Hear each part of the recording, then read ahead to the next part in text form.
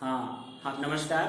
मैं मनोज कुमार आज आजाद agriculture academy Kanpur की तरफ से आपको एक इम्पॉर्टेंट टॉपिक जिसका नाम है भारत की समस्याग्रस्त मृदाएं, इंग्लिश में प्रॉब्लमेटिक सॉइल ऑफ इंडिया बोलते हैं, वो जो एक महत्वपूर्ण टॉपिक है बीएचयू तथा यूपी कैडेट की दृष्टि से। इसमें यूजी चाहे पीजी दोनों के लिए बहुत ज्यादा इम्पोर्टेंट है, काफी क्वेश्चन देखने को मिलते हैं। तो इस पे आज हम चर्चा करेंगे। भारत की समस्यागत मृदाएं मीन्स प्रॉब्लमेटिक सॉइल, ये समस्यागत मृदाएं होती क्या है। पहले हम देखेंगे कि समस्यागत मृदाओं का मीनिंग क्या होता है, कैसे इसको डिफाइन करते हैं। ऐसी मृदाएं जिसमें सोडियम लवणों की अधिकता तथा जल भराव के कारण उनकी या उन क्रॉप की वृद्धि सामान्य रूप से नहीं होती है, तो उसे हम समस्यागत मृदाएं कहते हैं, यानी कि प्रॉब्लमेटिक सॉइल कहते हैं। कहने का तात्पर्य यह है कि प्रॉब्लमेटिक सॉइल या समस्यागत मृदाओं में कुछ न कुछ कमी होती है, जिसके कारण क्रॉप्स हमारी अच्छे से ग्रोथ नहीं कर पाती है, तो उनको सुधार करने की जरूरत होती है। तो अब हम देखेंगे भारत की समस्यागत मृदाएं कितने प्रकार की होती हैं। ये मुख्य रूप से 4 प्रकार की होती हैं। समस्यागत मृदाएं 4 प्रकार के होते हैं। कौन कौन है एक बार देखेंगे हम। नंबर 1 अम्लीय मृदा, अम्लीय मृदा जिसको हम एसिड सॉइल बोलते हैं, इंग्लिश में एसिड सॉइल। दूसरी कैटेगरी हमारी है लवणीय मृदा जिसको हम सैलाइन सॉइल बोलते हैं। तीसरी कैटेगरी हमारी है क्षारीय मृदा जिसको हम एल्कली सॉइल बोलते हैं। चौथी कैटेगरी एक और है जिसको लवणीय क्षारीय मृदा बोलते हैं, जिसको इंग्लिश में सैलाइन एल्कलाइन सॉइल भी बोला जाता है। तो इस तरह से क्लासिफिकेशन की हम जब बात करते हैं समस्यागत मृदाओं का वर्गीकरण, तो 4 इसमें वर्गीकरण आते हैं। नंबर 1 अम्लीय मृदा, सेकंड लवणीय मृदा, थर्ड क्षारीय मृदा एंड लास्ट 4th इज लवणीय क्षारीय मृदा। अब एक एक के बारे में हम देखेंगे क्या होता है, उनका मीनिंग और उसका सुधार। तो अम्लीय मृदा जो होती हैं उनका पीएच, ऐसी सॉइल जिनका पीएच 5.5 होता है उन्हें हम अम्लीय मृदा कहते हैं। कहने का मतलब है, क्वेश्चन पूछा जाता है कि अम्लीय मृदाओं का पीएच कितना होता है। अगर डेफिनेशन ऑफ एसिड सॉइल कहें तो 5.5 पीएच वाली मृदा को टिपिकली एसिड सॉइल बोला जाता है। ठीक है, आप लोगों ने पढ़ा होगा 7 से अगर कम है तो एसिड बोला जाता है, अगर 7 से ज्यादा है तो एल्कलाइन बोला जाता है, अगर 7 ही है तो उसे न्यूट्रल बोला जाता है। तो वो एक पीएच पैमाने का स्केल है जहां से हम अम्लीय और क्षारीय मृदा का जो है बताते हैं कि अम्लीय है क्षारीय। लेकिन अगर एग्जैक्ट पीएच पूछा जाता है एसिड सॉइल का पीएच क्या है, तो आपको टिक करना है 5.5। अब अम्लीय मृदाएं जिनका पीएच 5.5 होता है, इनमें किन तत्वों की ज्यादा मात्रा पाई जाती है। तो आप सब लोग जानते हैं H+ एंड एल्युमिनियम 3+, मतलब हाइड्रोजन और एल्युमिनियम आयन की अधिकता अम्लीय मृदाओं में पाई जाती है। अच्छा, अम्लीय मृदाओं का क्षेत्रफल या इस एरिया कहां सबसे ज्यादा पाई जाती है, तो आसाम हुआ, मणिपुर हुआ और हमारा त्रिपुरा हुआ। ये कुछ स्टेट हैं जहां अम्लीय मृदाओं का क्षेत्र ज्यादा पाया जाता है। उसके बाद इसमें हम देखेंगे सोडियम, कुछ इसके फीचर या कैरेक्टरिस्टिक देखेंगे, जैसे सोडियम विनिमय प्रतिशत। सोडियम विनिमय प्रतिशत की मात्रा अम्लीय मृदा में कितनी होती है, तो वो हमारा हो जाएगा लेस देन 15%। उसके बाद सोडियम अवशोषण प्रतिशत सोडियम अवशोषण प्रतिशत या अनुपात सोडियम अवशोषण अनुपात, यहाँ पर अनुपात कर लें, अनुपात वो जो हमारा होता है लेस देन 13% होता है। उसके बाद विद्युत चालकता की बात करें, विद्युत चालकता जिसको हम इलेक्ट्रिक कंडक्टिविटी बोलते हैं, शॉर्ट में ईसी बोलते हैं, जिसकी यूनिट ds पर मीटर होती है। तो ये जो होती है ये हमारी इसमें मोर देन 4 ds पर मीटर होती है। उसके बाद पीएच की हम अगर बात कर लें तो जो पीएच इसका होता है वो लेस देन 8.5 होता है। 8.5 एक ऐसा डिवाइडिंग फैक्टर है जो डिसाइड करता है एसिड सॉइल है कि अल्कलाइन सॉइल है। तो ये कुछ यहाँ पर बेसिक फीचर हैं जिसको हमें हमेशा याद रखना है। आपसे पूछा जाएगा सोडियम विनिमय प्रतिशत कितना होता है अम्लीय मृदा का, तो आपको बताना है 15% से कम होता है। सोडियम अवशोषण अनुपात बताना है तो 13% से कम होता है। विद्युत चालकता जो होती है वो हमारी 4% से ज्यादा होती है, और जो पीएच होता है वो हमारा 8.5 से या 8.5 से कम होता है। तो इसको याद करने का एक सीधा सा आपको ट्रिक बताता हूँ जो सामने आपको दिख रहा है कि मतलब इसमें एक चीज याद कर लीजिए, विद्युत चालकता जिसको हम ईसी बोलते हैं वो हमारी 4 डिजिट जो है वो उससे ज्यादा है, मतलब मोर देन 4 है। बाकी के सारे फैक्टर हमारे लेस देन में है, यानी कि हम कह सकते हैं जो ईसी है वो 4 से ज्यादा है और बाकी वाले जो फैक्टर्स हैं वो हमारे लेस में या कम में जाते हैं। तो ये हमारी रही अम्लीय मृदा। उसके बाद अब हम देखेंगे लवणीय मृदा के बारे में। लवणीय मृदा दूसरा हमारा ग्रुप है लवणीय मृदा। लवणीय मृदा इसको बोलते हैं सलाइन सॉइल। देखो सलाइन सॉइल ऐसी सॉइल होती है जिसमें कैल्शियम एंड मैग्नीशियम के क्लोराइड एंड सल्फेट अधिक मात्रा में पाए जाते हैं। क्वेश्चन पूछा जाता है ऐसी कौन सी सॉइल है भारत की जिसमें कैल्शियम और मैग्नीशियम के क्लोराइड तथा सल्फेट अधिक मात्रा में पाए जाते हैं। तो लवणीय मृदा में कैल्शियम और मैग्नीशियम के क्लोराइड और सल्फेट प्रचुर मात्रा में पाए जाते हैं। इसमें एक्सचेंजेबल सोडियम परसेंटेज जिसको हम सोडियम विनिमय प्रतिशत बोलते हैं, तो वो हमारा जो होता है वो 15% से इसमें भी कम होता है। और सोडियम एब्जॉर्प्शन रेशियो जिसको हम सोडियम अवशोषण अनुपात बोलते हैं, अभी पिछले मैंने लिखा था उसको मैं 60 में कर रहा हूं, तो वो हमारा वो भी 13% से कम होता है। और जिसकी ईसी होती है वो ईसी हमारी मोर देन 4 ds पर मीटर होती है। उसके बाद में पीएच जो होता है वो भी हमारा लेस देन 8.5 होता है। तो इससे ये पता चलता है कि जो ये हमारे बेसिक फीचर्स हैं ईसी और एसएआर तथा एक्सचेंजेबल सोडियम परसेंटेज, ये उसमें सेम होते हैं एसिड में और लवणीय मृदा में, ठीक है। लेकिन बस इसमें साल्ट जो होते हैं वो कैल्शियम और मैग्नीशियम अधिक होते हैं मात्रा में, और जो हमारी अम्लीय मृदा थी उसमें हाइड्रोजन तथा एल्युमिनियम के साल्ट प्रचुर मात्रा में पाए जाते हैं। तो ये हमारा लवणीय मृदा कहलाता है। उसके बाद में जो लवणीय मृदाएं होती हैं वो हमारी सबसे ज्यादा कहाँ पाई जाती हैं। अगर ये पूछा जाता है कि लवणीय मृदाएं किस जोन में या किस रीजन में या किस क्षेत्र में सबसे ज्यादा पाई जाती हैं, तो आपको बताना है एरिड एंड सेमी एरिड।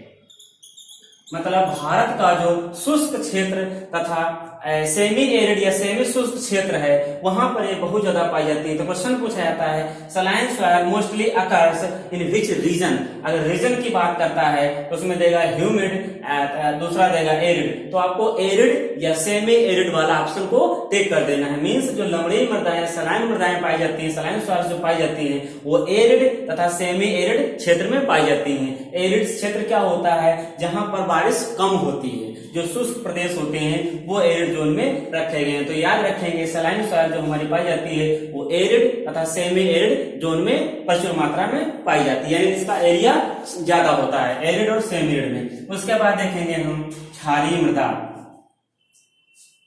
तीसरा हमारा ग्रुप है क्षारीय मृदा।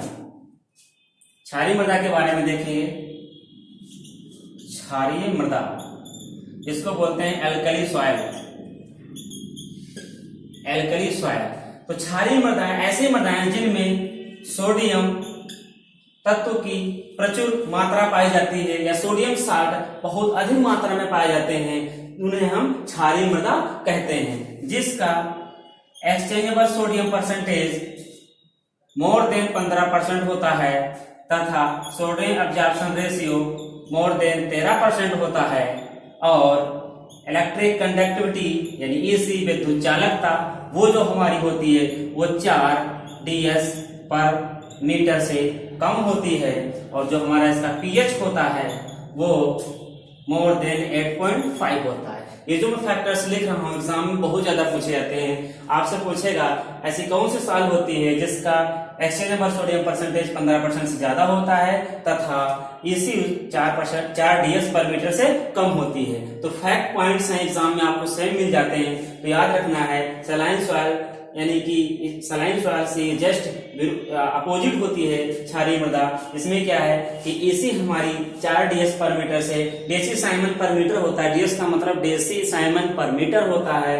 तो वो जो हमारी रिजिड होता है इसमें 4 से कम होता है। बाकी सारे जो वैल्यूज होती हैं वो हमारे मोर देन में होती हैं। तो ऐसे याद कर सकते हैं कि जिसका ईसी 4 से कम होता है बाकी के फैक्टर्स मोर देन में होते हैं तो हमारी क्षारीय मृदा कहलाते हैं जिनमें सोडियम 60 की प्रचुर मात्रा पाई जाती है। उसके बाद एक कैटेगरी और हमारी है ग्रुप जिसको हम बोलते हैं लवणीय क्षारीय मृदाएं। उसको भी थोड़ा देखेंगे। लवणीय चौथा ग्रुप है हमारा लवणीय क्षारीय मृदाएं जिसको हम सलाइन और एल्कलाइन सॉइल्स बोलते हैं। तो इसमें देख लेते हैं एक्सचेंजेबल सोडियम परसेंटेज की क्या रेंज होती है, सोडियम एब्जॉर्प्शन रेशियो की क्या रेंज होती है, ईसी की क्या रेंज होती है और पीएच क्या होता है। तो इसमें सोडियम एक्सचेंजेबल सोडियम परसेंटेज 15% से ज्यादा होता है, SAR भी 13% से ज्यादा होता है और ईसी जो होती है वो भी हमारी 4 ds पर मीटर से ज्यादा होती है। इसका पीएच भी 8.5 से ज्यादा होता है। तो इसको याद करने का सबसे बढ़िया तरीका है सारे हमारे जो इसमें फैक्टर्स हैं वो मोर देन में है। 15 वो भी ज्यादा है, 13 मोर देन है, 4 मोर देन है और 8.5 मोर देन है। तो ये हमारा समस्याग्रस्त मृदाओं का वर्गीकरण रहा।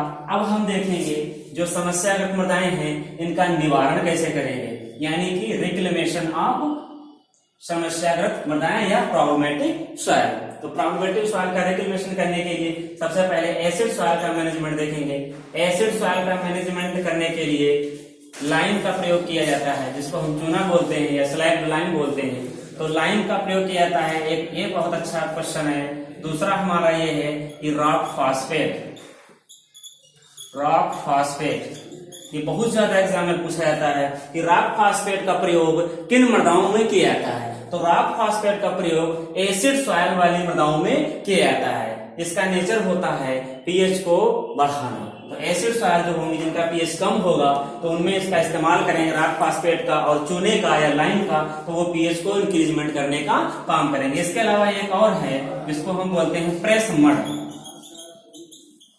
प्रेसमेंट कई बुकों में इसको गलत ले रखा है। प्रेसमेंट का जो काम होता है वो एसिड सॉइल का रिक्लेमेशन करना होता है। ये तीनों हम याद रखेंगे। एसिड सॉइल का मैनेजमेंट करने के लिए पहला चूना डालेंगे जिसको हम लाइम बोलते हैं, दूसरा है हमारा रॉक फास्फेट, तीसरा हमारा है प्रेसमेंट। ये तीन हमारे सब्सिस्टेंस हैं या सोल्यूशन हैं जिनको हम एसिड सॉइल मैनेजमेंट करने में इस्तेमाल करते हैं। उसके बाद आप देखेंगे हम सलाइन सॉइल का मैनेजमेंट कैसे करेंगे।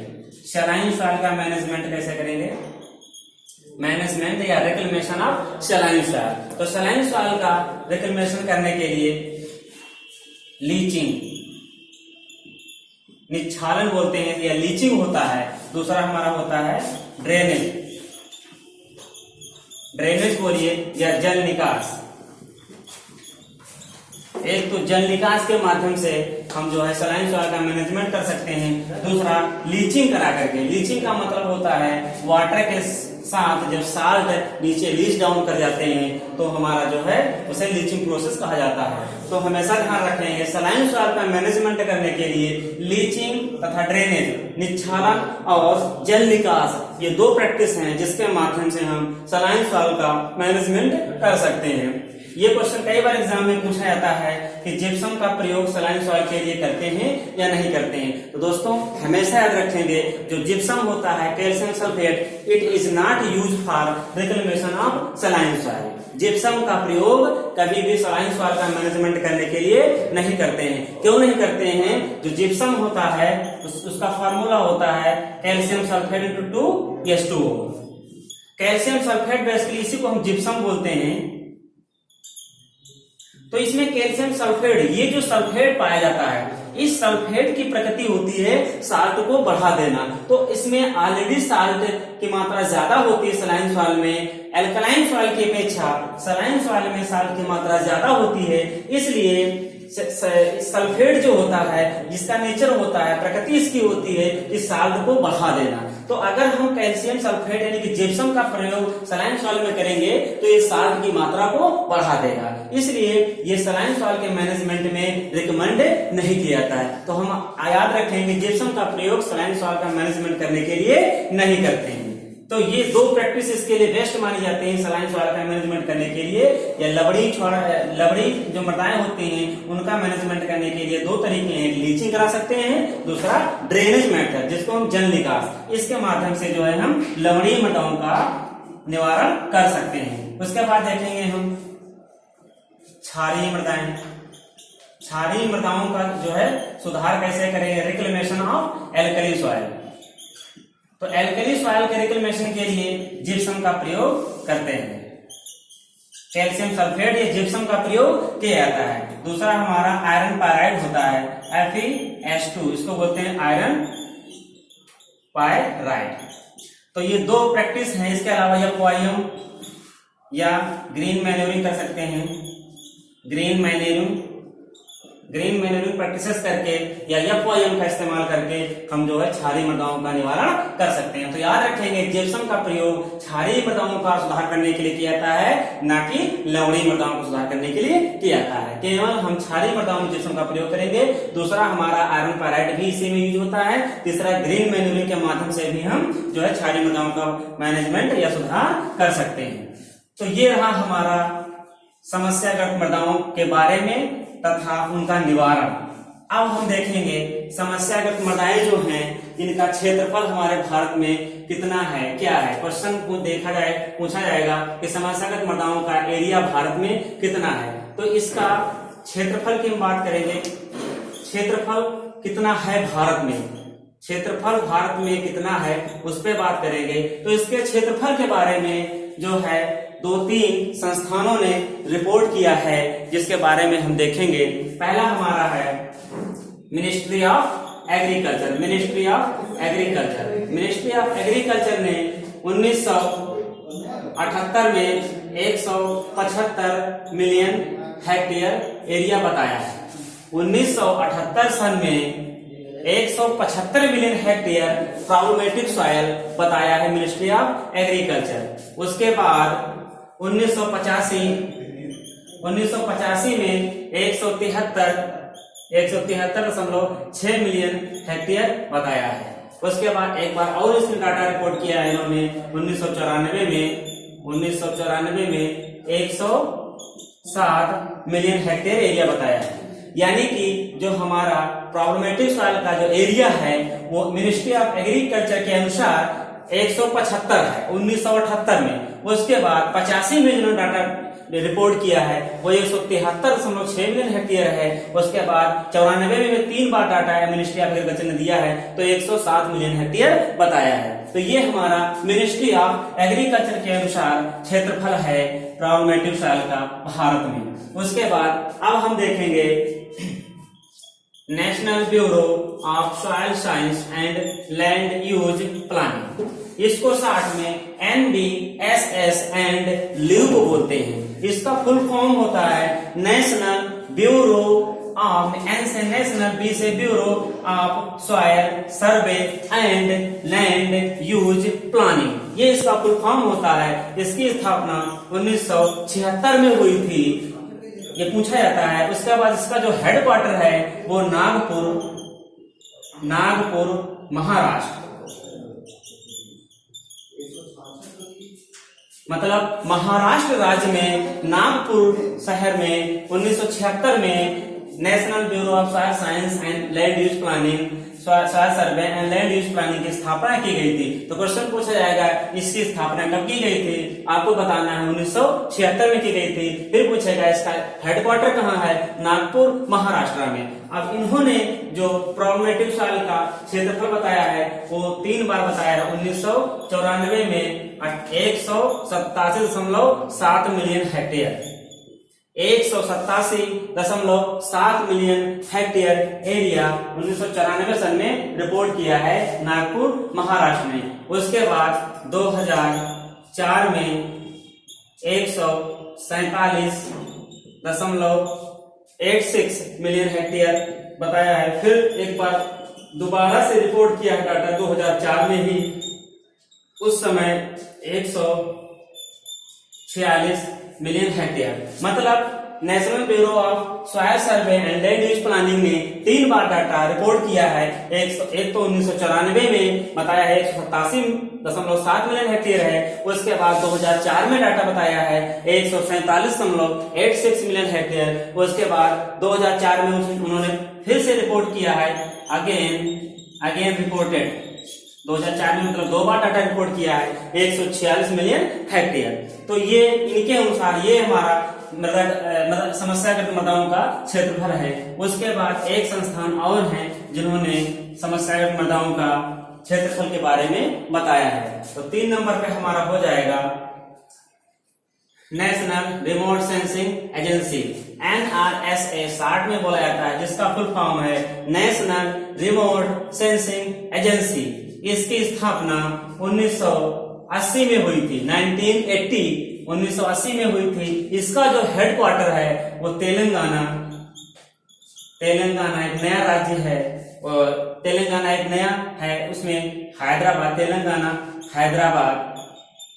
तो ये बेसिकली हैदराबाद में इसका हेडक्वार्टर है। पूछा जाता है नेशनल रिमोट सेंसिंग एजेंसी का हेडक्वार्टर कहाँ है, आपको टिक करना है, बताना है हैदराबाद में, तेलंगाना या हैदराबाद में इसका हेडक्वार्टर है, जिसकी स्थापना 1980 में हुई थी। इन्होंने जो एरिया बताया है वो